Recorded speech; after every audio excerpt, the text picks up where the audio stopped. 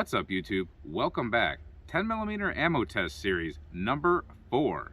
Sig Elite Performance V-Crown 180 grain jacketed hollow point. Honestly, it doesn't look much different from a lot of other hollow points. Nickel case. It's a nice looking round, but the reputation is pretty good for these things. So the box says a muzzle velocity of 1250 feet per second. It'd be nice if that was on a 200 grain bullet, but we'll take it out of a 180 grain bullet for now. The box reads that equals out to 624 foot-pounds of energy. We're going to be testing that from 15 feet off the block with the Colt Delta Elite 5-inch 1911 and the Springfield Elite XDM in 3.8-inch. We're also going to test accuracy and velocity here at the same time on these B8 targets.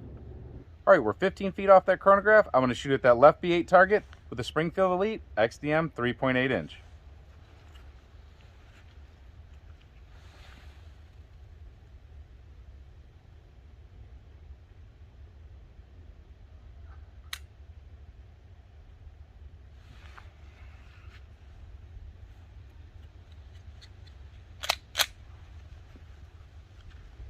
Oh yeah, nice try fire. That was nice.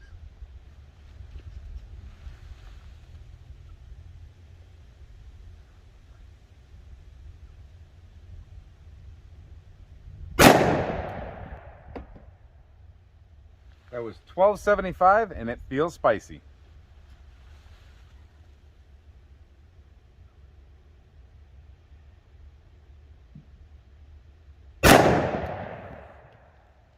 $12.25.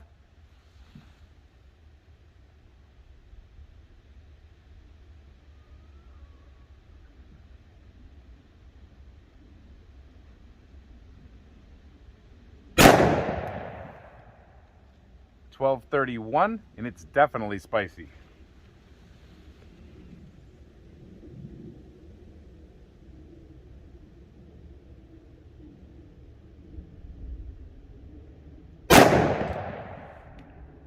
$12.98.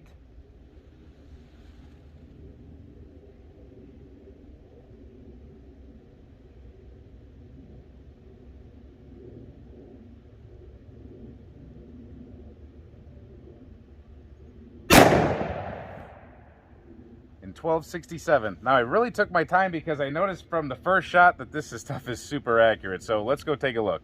So here's the average velocity, and here's the foot-pounds off that velocity.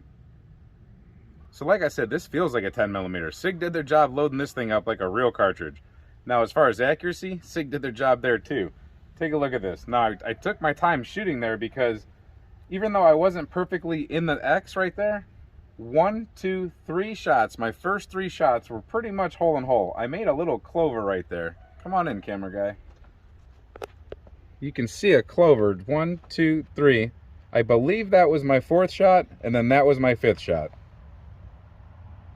So whatever I was doing here, I'm sure I was pretty consistent, and then something changed. Pretty good without a bench rest. So I already have a feeling this is a mighty fine cartridge based on that test right there, but let's see what it does out of the 5-inch 1911.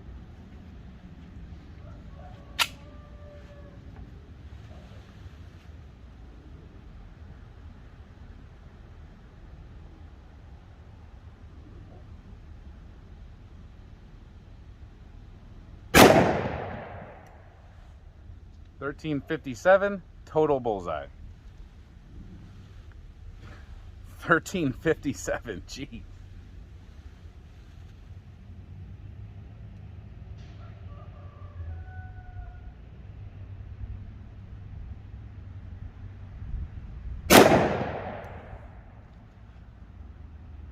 Duplicate $13.57, and I pulled that one to the right.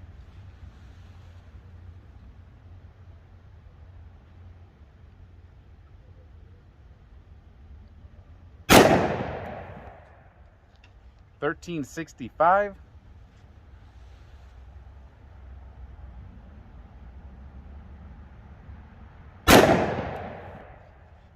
$13.38.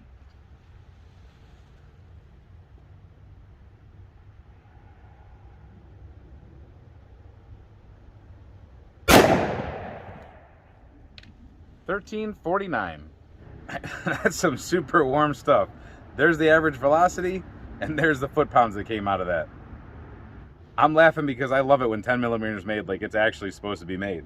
The groups, they're proving themselves too. Again, look at that. 1, 2, 3.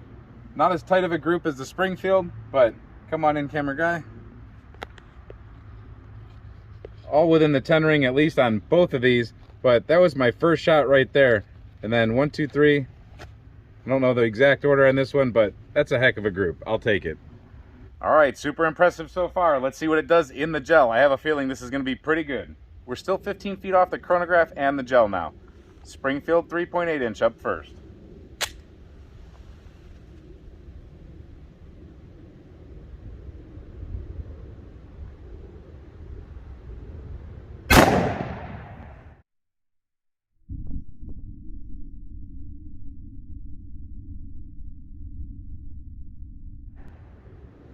$12.90. There is the entrance. Very nice wound right there. Looks like a lot of other hollow points do. You know, their twisting effect as soon as they come in. We've gone to, let me straighten out the dirty tape. I think we landed at 14.5. Definitely looks like it opened up really nice in there. Pretty good wound channel. Let's look at it from the top. Very nice. Very nice. All right, let's see what the 5-inch can do. All right, let's kick up the speed with the 5-inch.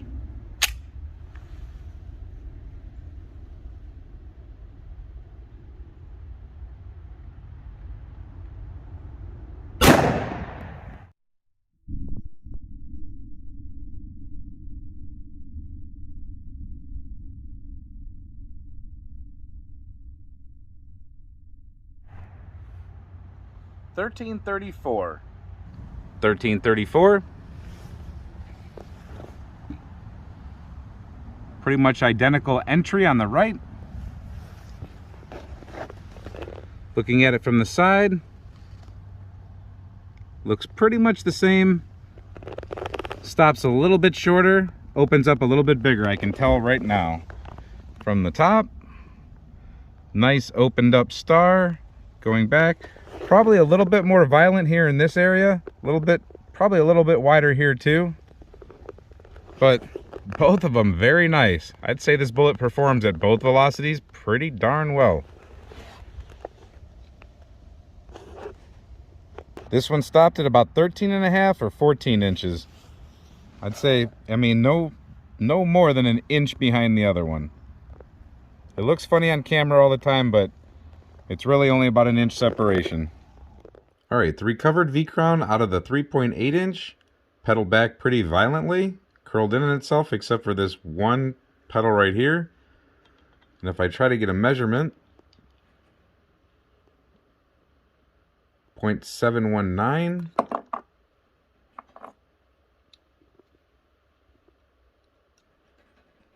0.724,